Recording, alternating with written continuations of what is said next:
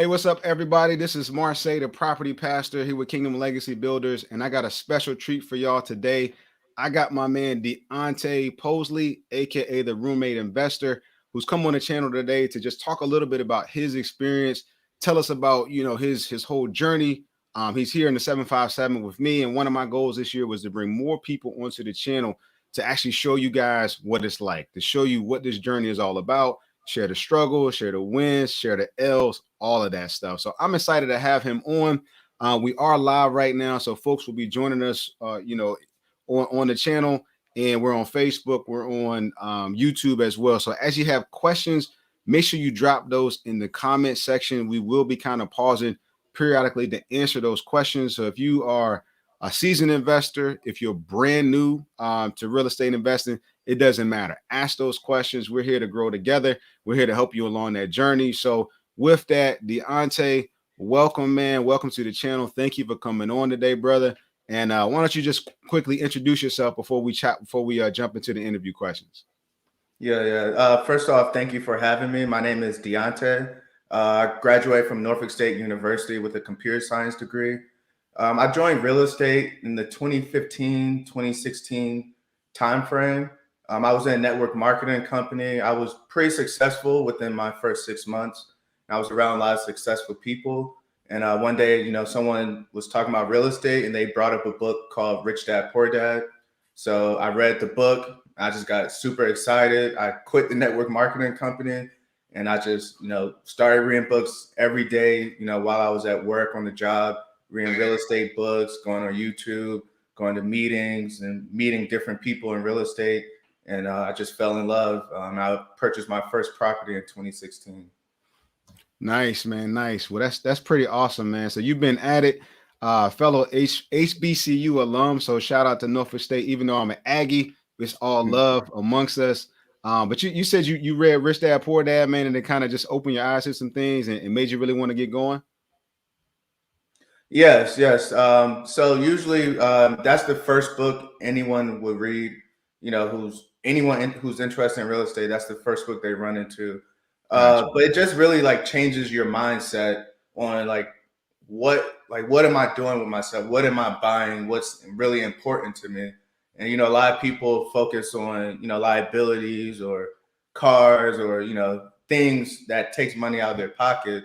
And so that's why Rich Dad Poor Dad became famous, because he lays out the difference between what the difference between liability and an asset is. Absolutely. I remember that journey reading that book, man, how it's just an eye opener. And with it, you just start looking at things totally different, in terms of you go to school, we were all raised to go to school, get that job, right? Your mom's auntie and all them want you to get that job. And you do that, right? And you just go through that process of go to work, make a check, come home, all that kind of stuff. But then you start looking at, hey, there's more, right? So with it, sounds like you got that vision to start buying property. So tell us a little bit about your portfolio, and in what kind of properties that you have. How many properties do you have? And just tell us a little bit about what your portfolio looks like now. Yeah, I usually don't tell a lot of people, how many properties I own. So this is going to be shocking for a lot of people. But I'm at 8 properties right now. And I rent them out by the room. So I'm at around like 34 rooms right now, 34 tenants. So I bought my first property in 2016. And my initial goal was to buy one per year, and just, being able to build momentum and meeting different people, making different connections. I was able to buy maybe more like 1.5 per year to 2 per year. So I'm currently at 8 properties right now. Nice, man. That's real nice. So when it comes down to getting that first one, now, did you find out that the first one was really hard and it got easier as time went? Like, what was that experience, for you as far as getting that first deal and then be able to get more? How's that journey been? Yeah. So actually, before I started real estate, I feel like I was already doing real estate. So I call it like rent hacking. So even if you don't own a property, I was renting homes, 3-bedroom homes. Then I would sublease the other 2 rooms, and I would be able to live for free for $100 or maybe $100, $150. So I really feel like that was my entry point to real estate, just renting a home and subleasing the rooms. So, All right, for a lot of people, Oh, what were you saying? No, I said we got to unpack that for a second. So Oh, I okay. want to stay on that subject just for a second. So what'd you call it again? You said it was rent hacking or house hacking? Yeah, I just call it rent hacking because they Okay. call house hacking renting out your rooms on a property that you purchase. But a Okay. lot of people, may not be ready to purchase a property right now, but they're able to rent. So they Got can you. just sublease the rooms while they're renting, and that's a way to get started in real estate. Learn how to manage tenants, and you're also meeting contractors because when the property management sends out the contractors, you're able to talk with them and get their numbers. So my first few contractors came while I was renting because I knew in the future I would want to buy. So I was able to Mhm. take down their information, before I even officially got started. Got you. So you didn't own the house. You were renting the whole house. So 3-bedroom house. You went, signed a lease, with the owner or whatever, and rented that house. Then Yes. you went and found your own tenants for the individual bedrooms and had them pay your rent. Yes. That's a lot of free game. That's Yes. that's free game for everybody out there. So a lot of people talk about, man, I don't know how to get my first deal. I don't know how to get started. You know, and this is a way that you don't even have to own real estate, but you're in control. Did you Mhm. have any issues when you started that process? I mean, in terms of, did you have to let the owner know? Did you run into any roadblocks there? What was that like? When you kind of did this rent hacking process? It depends on what your lease says. Okay. I don't really read, I didn't really pay attention too much for the lease to know if I was supposed to do it or not. Okay. But if the lease does say you just want to let them know that you're subleasing the rooms, they may want you to add the new tenants to the lease, or it may not. Okay. But initially, I would be the sole person on the lease, so I would qualify for the property by myself. Long as I'm paying my rent, I mean, too many. They're not going to ask you too They many don't care, questions, right? as long as Exactly. it's on time every month. Okay. So that's key, right? I mean, it's in terms of, sounds like you might have did a little bit of, ask for forgiveness rather than permission, but Mhm. that's fine and good. We all get started, right? And we Mhm. all kind of go through that process. So you did that for a while. How long did you do that? When you were getting going? Yeah, I did that for about 2.5 to 3 years. Okay. My first rent was 300. Then I moved. My second rent amount was 100. Then I moved again. And that third property, I was paying zero rent. Okay. So while you were paying that little bit of money, were you just kind of stacking that money up to save it for your first investment property? Yep, I was working full time, salary employee. I was doing that, and I also, in process of getting my first property, I was delivering pizza 3 to 4 days a week, even Okay. though So I you were, already had a full time salary income as well. got you. So you had the job, you had the side hustle, and you had, your expenses being paid by your tenants. Yes. Okay. So you did that for a couple years and then you got that first deal. Walk us through what that first deal was like. What kind of loan product did you use? Did you do a 20% down, or were you able to use some of the special products that are out there for first time buyers? Yeah. So, I started off rent hacking. So I just took that same model for my first property. So the purpose of the first property was going to be near a school. So I bought my first property near Norfolk State, and I knew the more bedrooms meant the more income you can get. Okay. So I found a small little townhome for $62,000, and I used a loan product called the FHA 203K loan. And basically, what that is 3.5% down. So a lot of people think you have to put 20% down. How do you keep buying these properties? And the answer is by using the low down payment options. So only 3.5% down, you can get in your first property. But then they will also give you the money for the rehab or the construction. So, you're buying properties these cheap, they're most likely going to need a little bit of work. So the purchase price was 62,000. The bank gave me $30,000 to fix up the property. So then from that point, I had to find a Class A or Class B contractor, which they're everywhere. And so I was able to find one. He managed the project for me. It was about 1,200 square foot home. The mortgage payment is about $650. And I currently have 4 tenants in there. I converted from a 3-bedroom to a 4-bedroom, Okay. and they're paying about $1,900. Nice, nice. And then, so how would you say, what do your typical net cash flow look like on these type of properties? Yeah. So when you're dealing with the rooming houses, you can, I mean, you know this as well.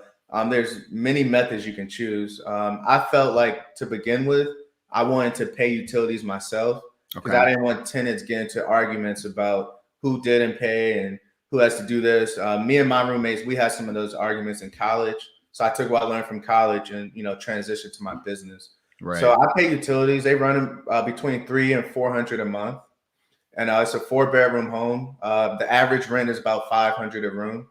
So I would say, on average, that property may make after expenses and everything, maybe around $800 a month. Got you. So that's key, right? So it sounds like you've picked this particular specialty of real estate investing to do the individual rooms because you're making more cash flow Yes. every month. Now, if you took that same, single family home, 3, 4 bedrooms, and you rented it out in our market, what would you say person might make maybe $200 to $300 a month? Yeah, that same property would rent for about $1,200 to a family. Mm-hmm. I recently found out that the Section 8 vouchers in our area for 3 bedrooms are going upwards of 1,700. Okay. Now that kind of changed your thought process on this specific type of investment, or are you gonna stick with it no matter what? No, it actually, my thought process actually has changed recently, Okay. because when you're dealing with rooms, you're getting more cash flow, but then it's more hands on. Yep. Now, currently, I have the time to do it. I have a cell phone. I can manage it through my phone and through the extra time that I have. But just at some point or another, I would like to transition more into Section 8 short term rentals. Got you. Got you. So I take it sounds like you are actually managing these properties yourself. Are you the property manager, or do you have somebody else that you use? Yes. The rooming business is very unique. It's very hard to find a property manager. And if you do, they're going to charge you way more money. So I'm currently in the process of trying to, build my own management team for Okay. this specific niche. Got you. Got you. Now I want to pause there for a second. And just for everybody who's live with us, if you have questions, drop them down in the comment section. We will be kind of taking time throughout the interview, throughout the to do some Q&A. So if you got questions, just drop them in the chat, and then we will pause and make sure we address those questions. But as we look at this, we're kind of talking about Deontay's portfolio, right? And he's focused on renting out individual rooms. And I know a lot of my viewers, they do that. I get a lot of questions on renting out rooms, but you talked about how do you manage these things, and it is very difficult to find somebody to actually manage your rooms, right? You can't just typically go up to an established company and say, hey, I got a rooming house, can you manage it for me? Most of them just won't even touch them. It's been my experience. I've Mhm. been fortunate enough to actually find somebody, but they're a mom and pop person. They don't have all of these credentials and things, all this documentation. They kind of just, I've worked with them really hands on to kind of develop that. But what's been your headache in managing these types of properties? Is it, yeah, what kind of things have you run into as you're managing, real hands on with these rooming houses? I would say that one of the main keys is just you have to make sure that you're very flexible with your time. You have to make sure that you're flexible with the tenants. So, every tenant may not can do a year lease. You may have to do a 3-month lease. You may have to do a 6-month lease. I try to meet the tenants in person when I'm doing the showing to get a feel for their personality. You know, everyone says key terms that they may not know that they're giving themselves away, but Mm-hmm. based on conversation, I may feel like it may not be a good fit for this house, but it may be a good fit for another house. Okay. So sometimes tenants may not get along.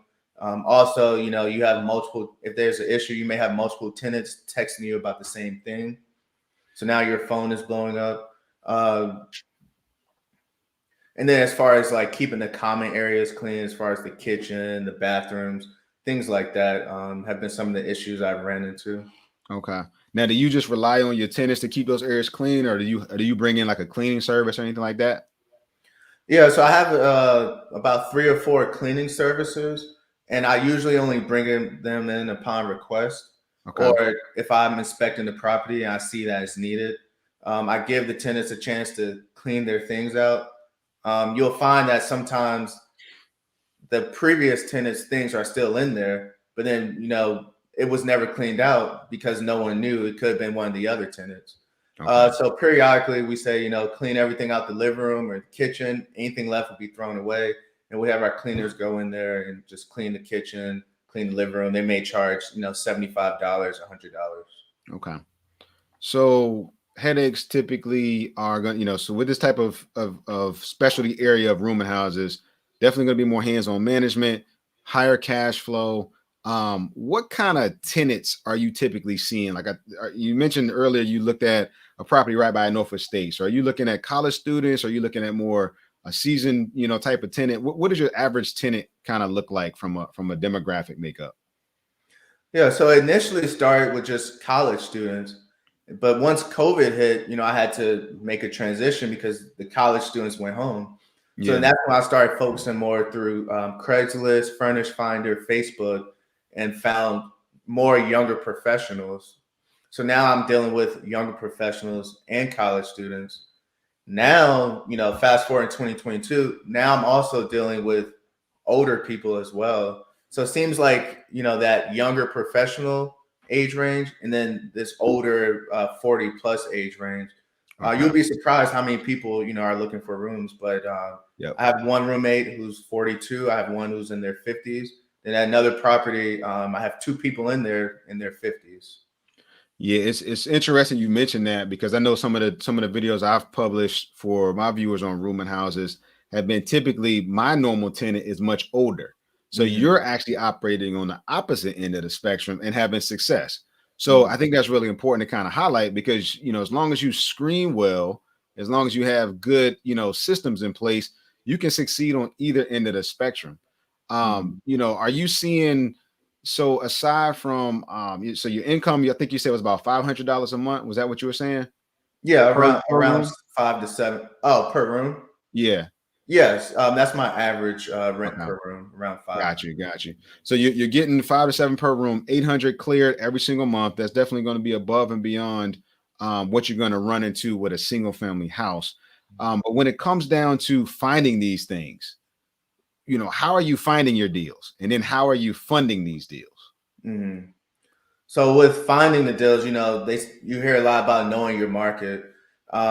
I just know I need to find a house near this school that's at least 3 bedrooms, around 12 or 1,300 square feet.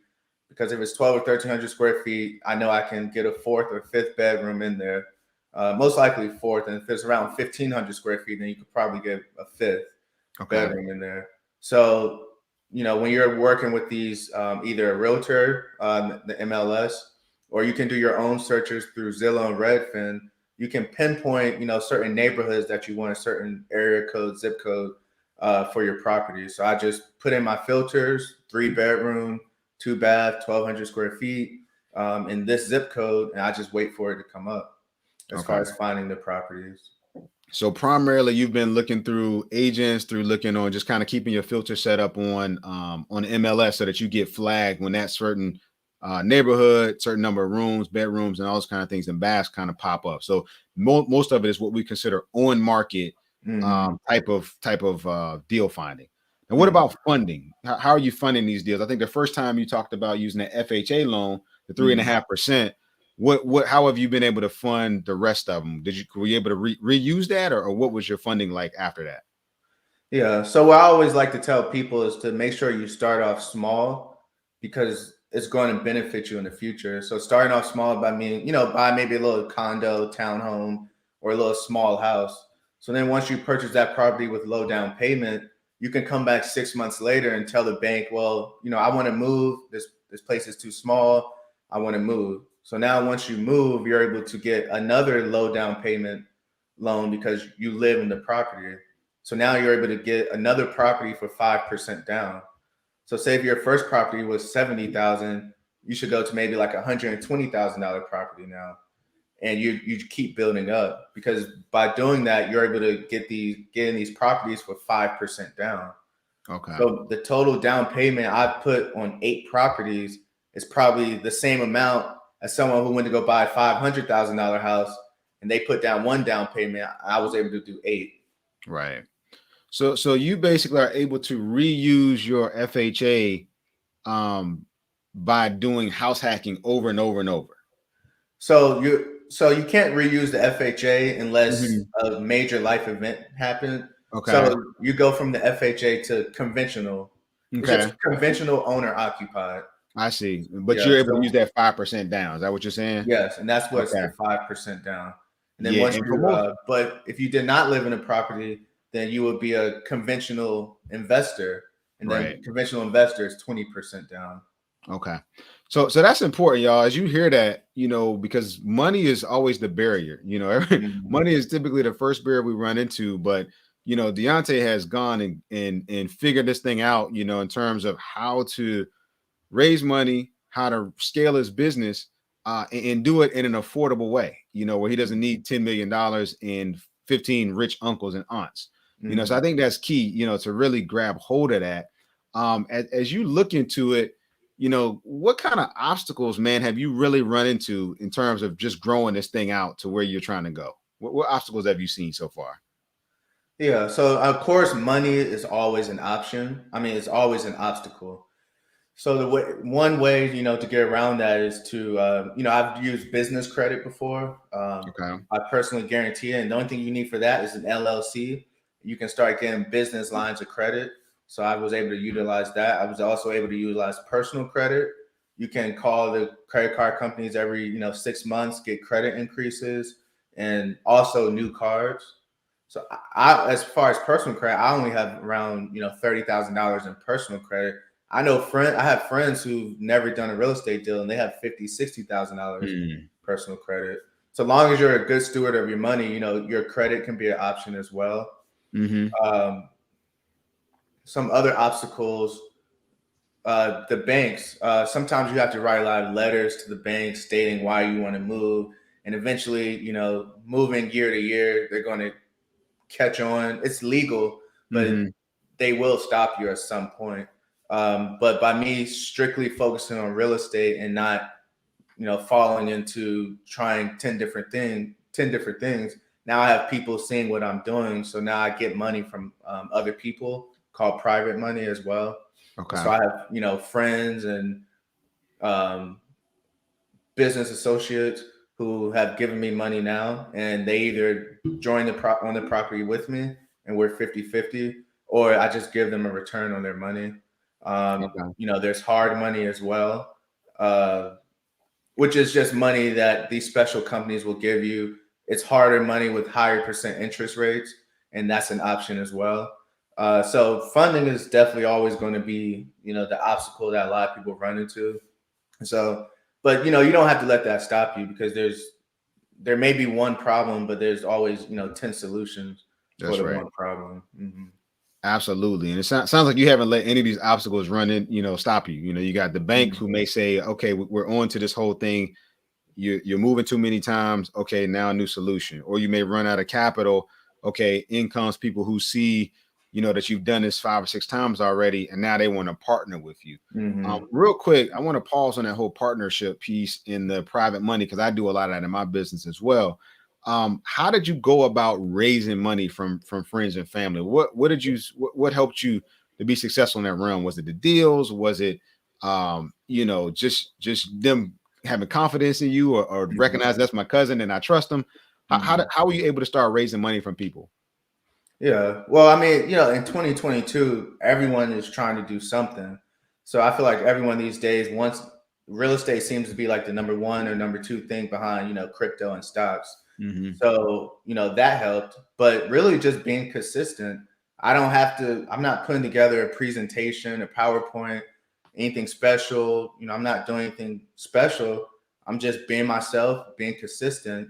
Like I said, when I'm just doing one thing every day, then, month after month turns into year after year.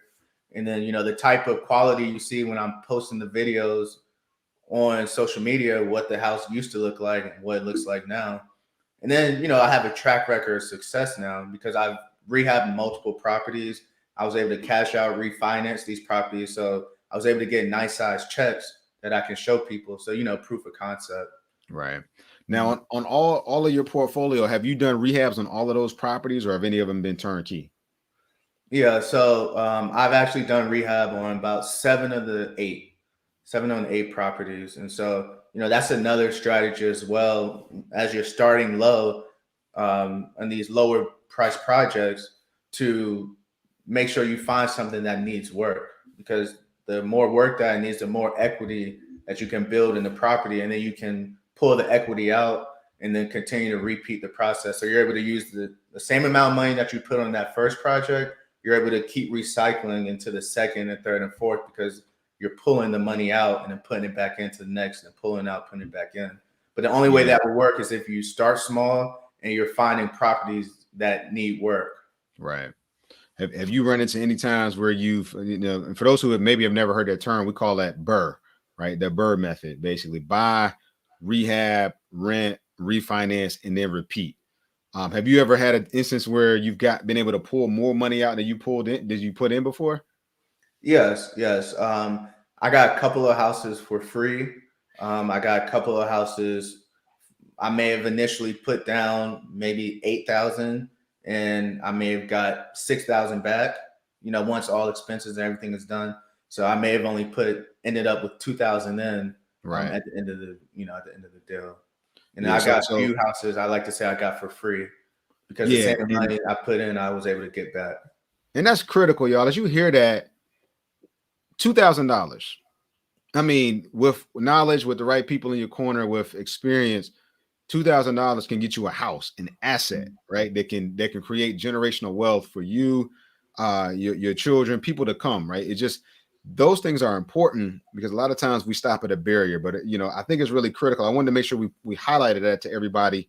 When you look at doing these type of projects where you're doing rehabs, man, when it comes down to it, the money you get back is actually tax-free money, and then you can use it for a whole nother deal to keep on growing your business. So that's big, man, and that's really important. So I'm really glad to hear that from you. Yeah, What would you say has attributed to your success, man? You've been doing this thing for a while. Obviously, you know what you're doing. You're growing here in the 757. What kind of things would you say really attributed to you being successful so far? I would say one of the major things is just other people. I was going to meetings, meetup groups every week, every other week. I would stop at investor projects I see going on, just go walk in, ask questions. I like how everyone is willing to help you. You just have to ask and, apply what they tell you. So don't just ask and then don't do anything, and then 3 months later ask the same type of questions again. Do your own research and ask and apply, and then people will be more willing to help you more. I would Absolutely. definitely say other people, and Okay. then just YouTube and books. I mean, I had someone say I'm the only person they know with a bookshelf, and so I'm not necessarily. And some people call me intelligent. I'm not necessarily intelligent. I just read a book and watched a YouTube video Yeah. and did what they said do. Yeah, and I want to really, just kind of piggyback on that. You said it's about, being surrounding yourself, being around people who are already doing it. And I believe that success leaves clues. Similarly to you in my journey, I had to find people who are already doing it, and that's why we're doing this live and doing this video, so that people who are trying to, they're trying to find a way to get started in this game and doing real estate. They want to see people that look like them, people that live in their same area doing the exact same thing, and I think it's important to surround yourself with folks like you talked about. Read books, go to meetups, talk to contractors, talk to other investors. There's always somebody a little bit further along than you are, but they're willing to help you. They're willing to help you in that journey. So don't let anything stop you as you're kind of getting going. So that's good stuff, man. That's great. Great advice. Now, in terms of somebody starting out, all right, let's say, for example, somebody's getting started. What kind of advice would you give them? I know some of the things that have helped you succeed. You mentioned mentors and things like that. What would be that first couple of steps you would recommend for somebody trying to get started, trying to find that first property? Yeah. The number one thing you need to do is contact a lender and find a realtor. A lot of people say, well, I'm buying a house next year, but they don't know how much they can qualify for. They don't know, what their credit picture looks and how will the lender see that. Or some people think that they can't buy a house right now where they actually can, and they just make up excuses. Well, my credit is this, not knowing you can buy it with a 600 credit score. Or they may say, um, I can't buy it because I need to pay this credit card off first. But the lenders, you can have credit card debt, but they only count the minimum payment against you. But these are things that you don't know unless you reach out to a lender and ask. So, the first two steps would be to reach out to a lender and find a realtor, which you can do in an hour. And then the Mm-hmm. next steps would be to, find your local real estate people around you. When you drive neighborhoods, look at houses. I go to open houses maybe 2 or 3 Sundays a month. Just, you'll never know who you'll run into. I ran into a good friend 5 years ago. He was doing an open house. I just walked in and started to ask questions. We exchanged numbers, and now we're still in the group chat today. So Awesome. really just like being proactive, and you're going after it. You're not just sitting waiting for someone to come help you, waiting for your aunt who's a realtor to eventually call you. You're being proactive in what you want. Absolutely, absolutely. So really taking that initiative, going to make it happen. Don't wait for it to happen. We do have a question that just popped in, so I want to take a minute just to address that question. So I think it's Shantae Lee. I hope I said that right, Shantae. If I mispronounce it, please charge it to my head, not my heart. But the question is, what books would you recommend for somebody looking to get started? Somebody's looking to get started in real estate investing. What books would you recommend for them? Yeah, so actually I have three. One book is called The One Thing, and it's basically focuses on, focusing on that one thing. A lot of times we want to focus on 3, 4, 5 things, and we're never getting anything done. So the one thing really highlights to stick to that one path and focus on that. And then, as you get better in that, you can start to venture out on other things. And then the Millionaire Next Door, that will help you with budgeting and keep your mindset correct when it comes to money. And so, it highlights most millionaires don't drive, Lamborghinis, and don't live in $500,000 homes. But that's all we see on TV, so that's what we think. So then we're constantly trying to keep up with the Joneses with all this nice stuff, but then now we're just accumulating more and more debt. So that book is called The Millionaire Next Door, and then of course Rich Dad Poor Dad.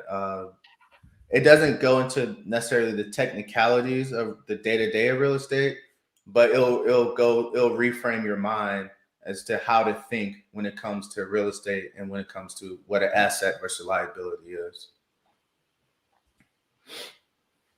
Excellent, excellent, great recommendations. And it's you talked about. I think you mentioned somebody said to you, you're the only person that they know that has a bookshelf or a Mhm. bookcase. It's important that you read, right? And constantly grow that skill set, constantly grow that mindset. Keep feeding, keep learning, keep growing. I can't remember. There's uh, I was listening to somebody the other day, and they said in our cars, right, we got 15-minute commute on average. So if Mhm. you download Audible, that's 30 minutes that you can be reading or hearing a book every single day. I think they Mhm. equated that to like almost taking 2 semesters of college a year, which is Mhm. just mind blowing, right? But taking advantage of that, that's critical. That's important. So great stuff, great recommendations on the book side. What about your tools, man? I know you talked about using Zillow, using Redfin. What are some of the tools? I think you mentioned that before you got started, before you bought that first deal, you took some time to research. You took some time to prepare yourself. What was that process like? What kind of tools that you use? I know you mentioned going to meetups and things like that, but what are some of the tools that you use to help you to find the right deal, to analyze it, and to get ready to go? Mhm. Yeah, I don't use many tools besides Zillow and Redfin, but biggerpockets.com. If you go on Bigger Pockets, anything you want to know is there. I met another good friend, Akeem, which is how I was able to connect with you. We met through Bigger Pockets 4 years ago. And they also have calculators that you can go play around with, just so you can start to, because everyone said run the numbers, but someone new don't know what that means. So if you go in Bigger Pockets and click the calculators, you can start to play around to see what you should be looking for. Property taxes, maintenance expenses, capital expenditures, things like that. So besides those are the only tools that I use. Really. Mm-hmm. Excellent. Well, I want to touch on that bigger pockets piece for a second because it's funny. Bigger pockets is a great resource. It's absolutely free. I'm not getting paid to say that, but I'm saying that because it helped me a lot. Mm-hmm. And in it, right, actually, one of my mentors is I just saw him up on the chat. Chris, what's up, Chris? Chris Haskins is just jumped in for a second, but I met him through Bigger Pockets. I found out that he was right here local in the 757. I sent him a message. I said, hey man, I'm trying to start in real estate investing. I would love just the chance to meet you. I want to add value, right? I want to learn in the process. And me and him have been able to connect. He's been a mentor to me for a couple years now, and me and him just did a deal together, right? So it's important to network. It's important to make contact with people. Bigger Pockets is really good, and there's also a ton of local resources for you guys as well. So the local RIA groups, they're important. RIA is the Real Estate Investor Association groups. Those are Mm-hmm. critical. Being on Facebook groups, tuning into videos like this, they're going to help you. They're going to help you. And the thing I love about them is they're absolutely free, right? We're Mm-hmm. in an information age, and it's absolutely free. So when it comes down to 2022, it's hard to believe we're in 2022, man. But what does 2022 hold for you? I know you've been using this model. I think you talked about trying to get into some short term stuff and maybe some Section 8 stuff as well. What are your goals for 2022? And so what are you looking at doing this year? How are you challenging and pushing yourself to grow? Yeah. Before I get to that, I don't know if I ever told you the story, but I did run into Chris at a appliance store maybe like 2 years ago. He probably doesn't remember me, and so I kind of like looked up to him on YouTube, and then I ran into him, at the appliance store. But that's another benefit of real estate because you're starting to make connections of like-minded people, and just by me meeting him and talking to him, that might have motivated me those next 3 months to reminded me to stay on my path and stay on what I'm doing. And so that's one thing I really enjoy about real estate is the connections that you make. I would have never met you. And then some of the contractors I met, they're from different countries. I'm able to talk with them and, we laugh and joke around as well. So, and then your realtors, y'all may become friends as well. So the real estate connections are a great asset. And yeah, so for 2022, I'm currently sitting in my latest property, and I have a unit out back for storage. It's 450 square feet. So instead of having to go through a process of buying a whole new property, I would like to convert that into a dwelling unit, so someone could live in a studio apartment. So that's my most immediate goal. And I'm also sticking with my same goal of, buying at least one property per year. Uh, Now, someone getting started, you don't have to think that far down the road. Oh, how am I going to buy one property per year? Or I don't want to manage all those properties. For someone new, just focus on that first one and focus on the next one, and just go there and see how you like it. Uh, so yeah, I'll be converting my dwelling unit into a studio apartment, and then I'll be buying another property, sticking to the process. And now I'm starting to work with a lot of other people who are similar to myself. So we're in talks of, buying maybe an apartment building or just doing something out the ordinary with a group of people. Maybe converting that apartment building to Section 8, um, getting a group of 5 people together and doing something bigger. And so that's what some of the talks that I'm having right now. Excellent, excellent. So sticking to the process, it's been working for you. You want to keep on pushing forward. Do you kind of have an end goal in mind? Is it a financial number? Is it a number of properties? What or do you want to just keep on doing this over and over for the rest, for years to come? Yeah. Right now, I'm enjoying the process. It doesn't necessarily feel like work. I guess it's because when you're building something for yourself, it doesn't really feel like work. I'm enjoying what I'm doing, so I don't really see myself stopping. Of course, I have an income goal, but when I'm not working on a construction project, when I'm not working on a house, I'm just thinking about getting the next one or doing something.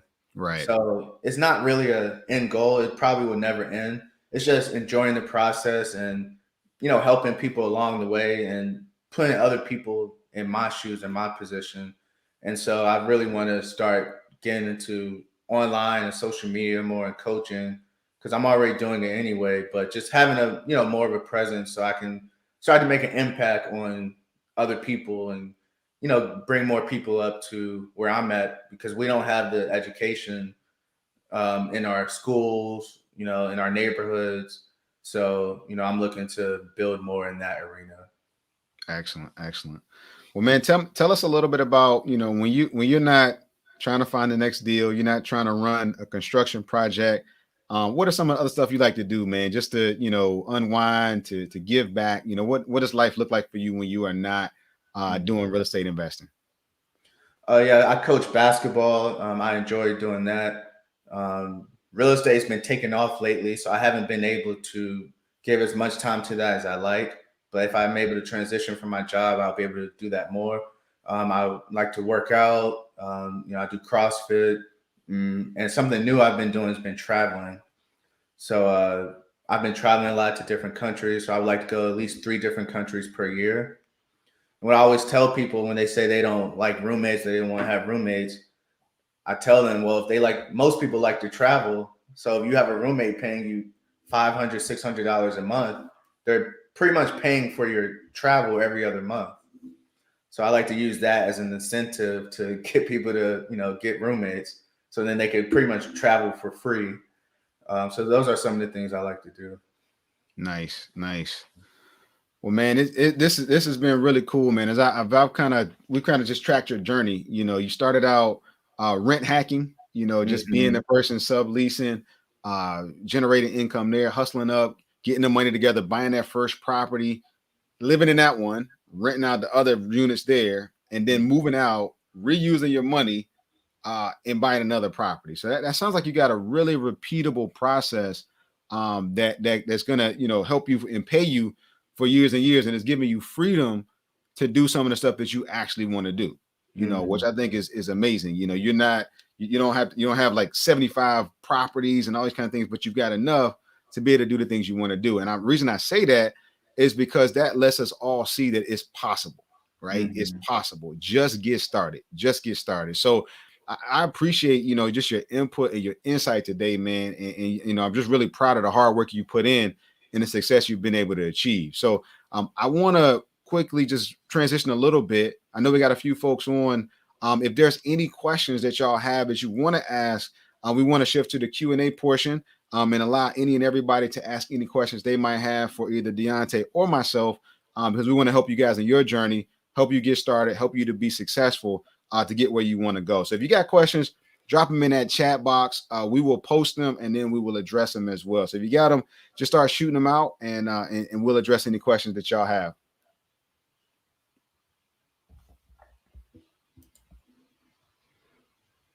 And while we give everybody a second to be thinking about the questions that they have, and start dropping those in quickly, Deontae, tell us where people can find you. Drop your handles. You can put them in the chat box, or just shout them out, because people that want to follow you, we want to make sure they're able to connect to you on all social media channels and things like that. So tell us how we can actually find you as well on social media. Yeah, my personal social media is the_engineer13. And then the social media where I'm going to start doing my real estate coaching is theroommateinvestor.com, or the roommate investor on Instagram and YouTube. Yeah. And another thing I wanted to mention was, just because I'm doing rooming houses, someone who's interested, this might not be the path that they want to take.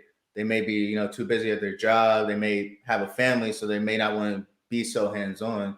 But that's the great thing about real estate. There's so many avenues that you can take. You can even buy a house that's already fixed up, has a tenant and property management in place. So depending on where you are in your life, real estate can meet you there. Absolutely, absolutely. There's a whole host of ways to get started in real estate. There's all different avenues you can do. You can do short-term rentals. As y'all see, you can do rooming houses, you can do single-family homes, you can do multifamily, you can do Section 8, you can do lease options, subject to. You got all hosts. You can flip properties, right? You can wholesale. There is no limit to what you can do. It's just a matter of getting your feet in there and trying it out, right? Try it out, find what fits, and keep on going, keep on grinding. So just taking a look here, I haven't seen any new questions pop in other than ones we had earlier. I So have we're gonna one. go ahead and wrap up here unless anybody wants to jump in with any last second ones. But I have one um, do- question. go ahead. Someone from Instagram said, "Do you do group investing or solo investing?" I guess we could both answer that question if you want to go Okay. first. Yeah. Yeah, so in terms of so most of my portfolio has been solo investing, even though this year I've just done my first I won't say group investment, I'll say partnership. So this Mhm. year I'm doing two different partnership deals. One of them is basically I'm buying a duplex with a friend of mine who basically he was kind of on the fence about doing private lending or what I call equity investing. So he said, "Hey, I see where you're going with this. I don't have the knowledge, but I do have some money I can invest." So I brought him in on a duplex and I'm buying in a later, I think like next month, we're going to close on a duplex and he's going to be a part of that. So we formed an LLC, a 2-member LLC. We're buying that property together. A Mm. lot of the stuff that I do is typically on the single side where people may just have money through a self-direct through a rollover 401k. So in other words, they left one job and they didn't roll that money into their new job. So they have this money sitting over here and they don't know what to do with it. So we start a self-directed IRA and roll that money into a future deal, right? So I just take that money, either down payment or rehab, and give them a guaranteed rate of return. So I do a little bit of both. Really, for me, I'm trying to find what that person's goals are, right? So I want to create a win-win because I think at the end of the day, if we all win, everybody's happy. Sometimes we approach things like, man, I'm going to get all of it and you're not going to have anything left. But when we actually come forward and try to work together, we can get a whole lot more done. So I do a little bit of both of them. Okay, okay, yeah. And I do both as well. I started doing it by myself, but you can only go a certain distance if you're going alone. So, the more people you can bring along with you, the farther and faster you can go. So now I have a couple of friends. I have a couple of friends who I own the property with. And then I have a friend who just gave me money and he just gets a return on his money. But once he saw the return, he wanted to keep going. So now we're actually in the process of buying two properties together. And he lives in New Jersey. I live in Virginia. So he'll be putting down the money. And then I found the two properties. It's going to be a package deal. And I'll be managing the properties. Nice. Looks like we did have one more question that came in. It says, do you have a preferred lender that you work with in the area? Yeah. So, like I said, with real estate, you're always going to hear no, but no just means go to someone else. So I don't, I have lenders who I've built relationships with and I can text them and ask them questions. So I like to start with them. So that would be Atlantic Bay Mortgage. I have a specific lender, Atlantic Bay Mortgage, and she did my first property. I still keep in touch with her, but I go to whoever will take me. So I've used Atlantic Bay, I've used OVM, I've used Town Bank, I've used everyone. So what's going to happen is as you start with my method, I started to hear no. So then I had to go to someone else who would tell me yes. So those are some of the lenders I've used around here. I'm trying to think who else. And then I like to use Lima One Capital if you're interested in non-traditional funding, more towards like an LLC, or if your credit may be a little shaky, you can use like some non-traditional hard money companies, and they do fix and flip loans and 30-year loan programs, and they may not look at you as the borrower to qualify you as much as they'll look at the property. But when you're dealing with the hard money lenders and non-traditional, you will need more money up front. So that's why I like to go to the bank first because I could get the lower down payment. Yeah, and just to piggyback on that too. I mean, my experience has been, I started with a lot of local banks as well, and as I started to acquire more properties, it got a little bit trickier. They had different limitations they wanted. They wanted to see different things on tax returns. As I started to set up, my LLCs and things like that, it just got more complicated. So I Mhm. started going towards more investor friendly type of lenders. I usually try to start. Basically, my normal strategy is I want to buy the property fast, either hard money, private money. And then if I got to refinance it, that's when I typically go to the bank because at the bank it's usually easier to refinance than it is to purchase, in my Mhm. experience, in terms of, because now they see the performance of that property. But yeah, I mean, as far as working with, I totally echo your sentiments too. I mean, I work with, Langley, like you said, Town Bank, all of these local lenders. And the big thing, to kind of piggyback, just go find the person that's going to help you, and if that person won't help you, go find somebody else. One of the mistakes we make is we're like, they said no, I guess I can't do this. No, it's not Mhm. about, sometimes you got to go through 99 no's to get to the one yes. Don't worry about the no's, find the yes. Mhm. And try to stay away from the big institutional banks. So Wells Fargo, Bank of America, and other banks like that.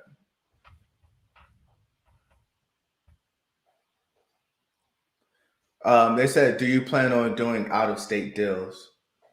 Would you like to take that one? Yeah, so I go where deals are, and it really depends on systems. I mean, I actually bought a property last year in Moyock, North Carolina. So I live in Oh. Hampton, but I bought a property in Moyock, which is not a big city, and I've never even seen the house. I mean, I've Mhm. never stepped foot in this house before, but I went and I hired property management. I got the things that I needed, and I said, hey, the deal is there, the numbers are there. And just to put it in perspective, I bought this property. I think I paid like 82 for it. Mhm. And then when I appraised it to refinance it, it appraised for 192. Mhm. So we talk about getting free properties. That's, I got paid to get that property. You know what I'm saying? So Mhm. I do out of state deals. I am looking at doing short term rentals similar to you, Deontae, down in Blue Ridge, Georgia. So I'm looking at doing a big short term deal down there for a vacation rental as well. So I think it's really just a matter of starting where you're comfortable, finding your process, and then stepping out. Step out of your comfort zone, stretch yourself, set goals. Find out who. Don't worry so much about how. Partner Mhm. with people, find people who've already done it. So find your mentor. And keep watching videos, keep subscribing to people putting out content, learn, and grow. But yeah, I definitely do out of state deals for sure. Can you now I'm interviewing you. Can you elaborate on what you meant? I understand what you meant, but I'm not sure if they do what you meant about who, not how. All right, so there's a book that I read last year called Who Not How. It's by a guy named Dan Sullivan. And that whole concept basically talks about there are things that we are not that good at. And a lot of times we kind of look at the things that we're not good at and we're like, okay, well, I guess that's not for me. Well, what Who Not How says, well, there is somebody who is good at it. I need Mhm. to align with that person who is good at it. So for example, I talked about doing short-term rentals. I have Mhm. no experience in doing short-term rentals. And I'm looking at a property in Blue Ridge, Georgia. Terrifying, right? It's totally out of state investing, totally remote investing. But then I was talking to one of my mentors, and he's doing short term rentals here in Hampton. Now I work a W-2 job. I'm a pastor. I don't have a lot of time to manage a short term rental. But me and him put together a deal where we're doing something called arbitrage, where Mhm. basically, kind of like you, he's going to rent the property from me, give me guaranteed money every month, and then he's going to rent it out to people for Airbnb. So in Mhm. that time, I'm going to be learning Airbnb, right? Mhm. So that whole who, not how is just that, right? So if I'm terrible at analyzing, right, let me find somebody who's good at analyzing deals. If I'm Mhm. terrible at negotiating, let me find somebody who's good at that. If I suck at bookkeeping, let me find somebody who's good at that, right? Just like you in the back, right? Your backdrop says they're roommate investor, Mhm. right? You're probably not an artist that's really good at that, but you went and Mhm. you found somebody who was good at it. That Mhm. is who, not how. Okay. And I had something to piggyback off what someone said earlier about partnering. When you do partner, I would say first try to get your own property by yourself, because if you use the FHA loan and two people partner to get that same loan, now you've exhausted your FHA. So if each person does the FHA loan first, now y'all are able to get two properties separate of each other. And then if you do a joint deal together, now you have three properties. But you can only use the FHA one time. So if you partner with someone, y'all both take that FHA loan, it shows on both of your credit profiles now. So neither of you all can use the FHA loan again. So always go separate. Same thing if you're married, if you're thinking about getting married or engaged, buy properties separate first, your first couple, because the banks won't count you all together. They will count it separate. So now you're able to pretty much double the amount of properties that you can get. Yeah, that's big. That's big. A lot of folks, getting ready to get married are like, yeah, let's combine our resources. But yeah, if you can do it separate, now you just created two assets instead of just one. So that's free game, y'all. And take that for sure. If you're at that age, you're getting ready to get married, definitely. I wish I would have done that years ago when I got married. That's one of the reasons that I love talking, Deontae, to yourself and some of the young brothers in the area, because you guys are like 10, 15 years ahead of where I was, but getting it at a young age, you're setting up a foundation that's gonna reap rewards for years to come, man. That's awesome. That's awesome.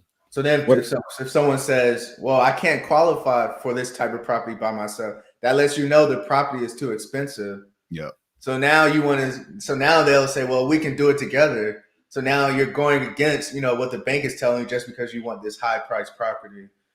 So, when you're applying for credit and some of these different type of loans, if the bank's not giving it to you, then most likely you probably should stay away from something that expensive because they're not giving it to you for a reason. That doesn't mean go find another loophole to, get something up here when you could just get your first property or asset down here. Good stuff. Good stuff. Good stuff. Did you have any more questions on your side? So I don't see any more in the chat here, but we'll make sure everybody gets a chance to ask whatever questions that they have. What's your biggest hurdle doing real estate? That one for me? We'll both answer. You want to go first? Answer.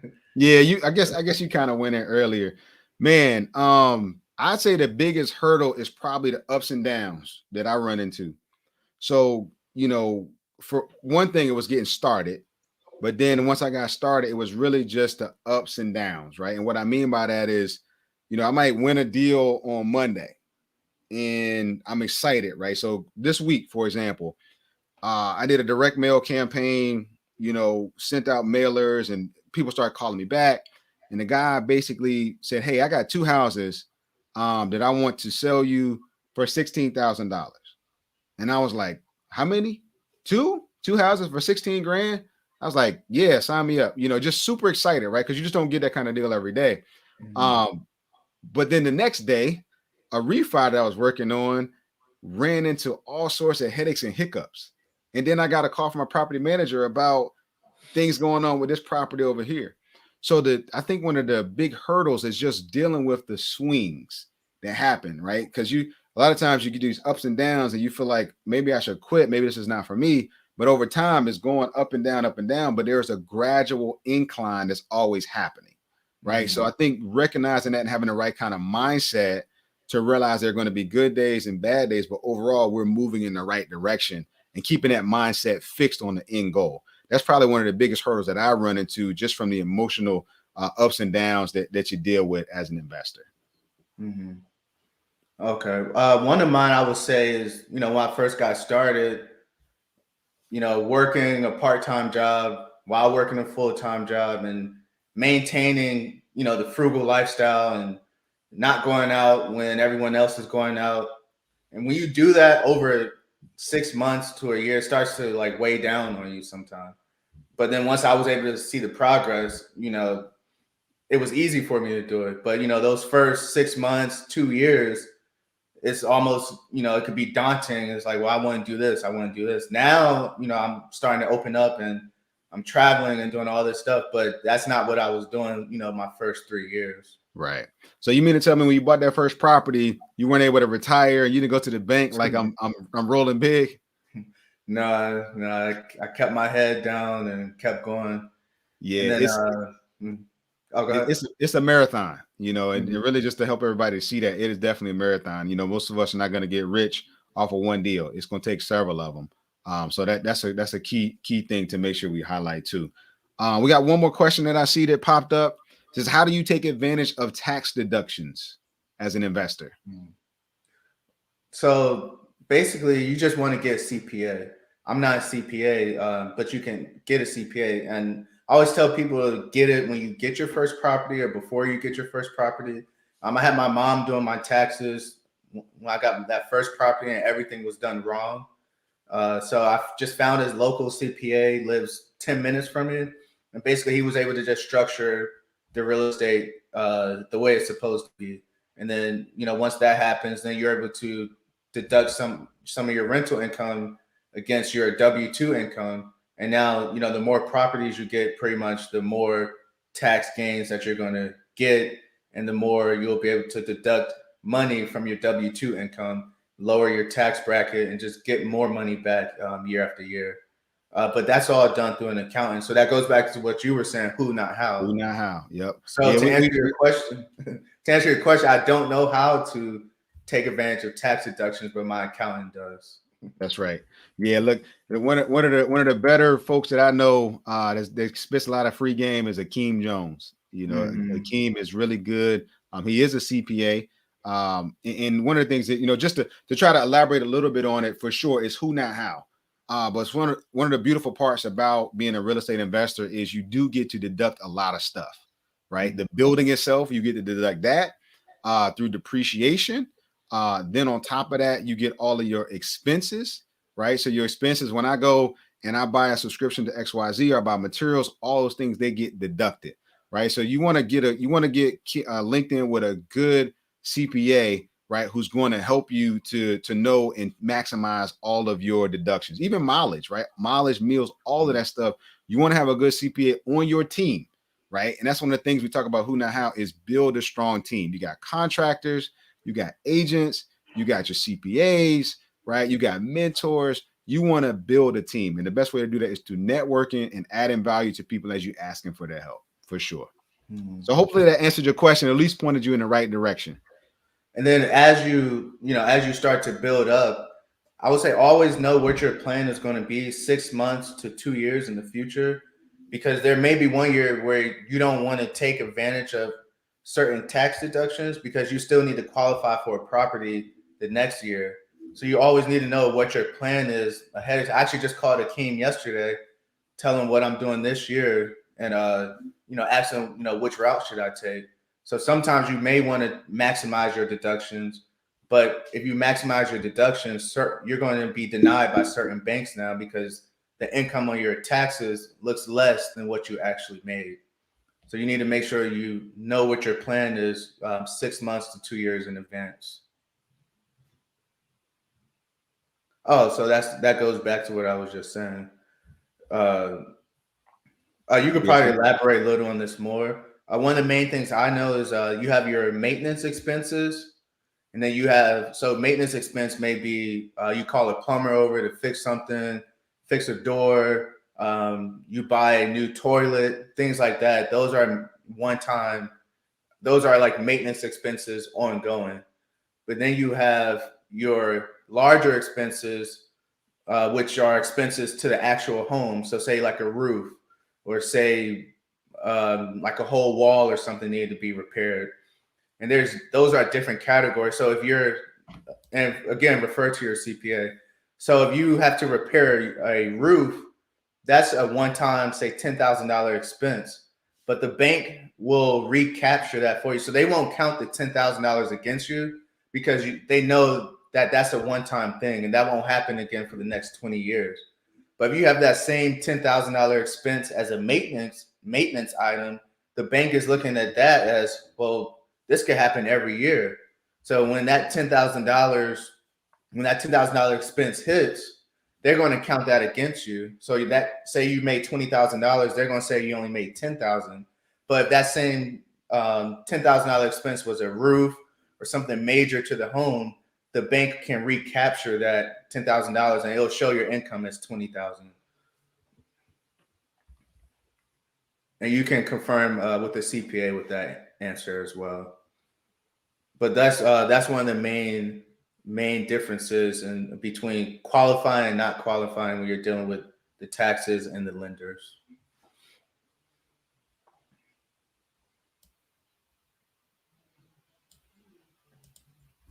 All right. Well, I don't see any more questions on my end. You got any more on your side? No. All right, cool. Well, hey guys, thank y'all so much for tuning in to today's interview. Deontae, man, 1,000 thank yous, brother. I appreciate you coming on. I'm proud of the work you're doing. Keep pushing, keep showing people that it's possible. Keep trailblazing for us, for the culture, for yourself, man. And I'm just so proud of you, man. And make sure y'all, we'll have all the information that you can follow him, connect to him on Instagram, YouTube, Facebook, all those different channels. If you want to follow me, make sure you hit that subscribe button. If you follow me on YouTube and those things like that, I am the property pastor.